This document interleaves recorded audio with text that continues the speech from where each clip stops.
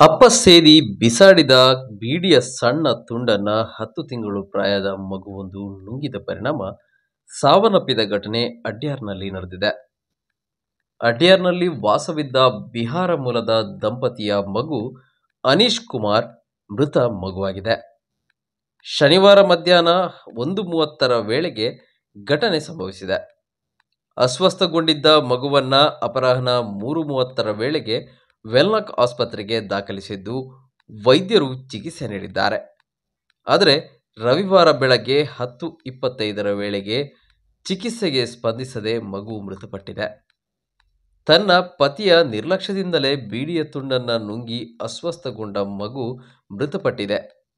ಮನೆಯೊಳಗೆ ಬೀಡಿ ಸೇದಿ ಎಸೆಯದಂತೆ ಗಂಡನಿಗೆ ಹಲವು ಬಾರಿ ತಿಳಿಸಿದ್ದರೂ ನಿರ್ಲಕ್ಷ್ಯದ ಪರಿಣಾಮ ಮಗುವಿನ ಪ್ರಾಣ ಹೋಗಿದೆ ಎಂದು ತಾಯಿ ದೂರಿನಲ್ಲಿ ಆರೋಪಿಸಿದ್ದಾರೆ.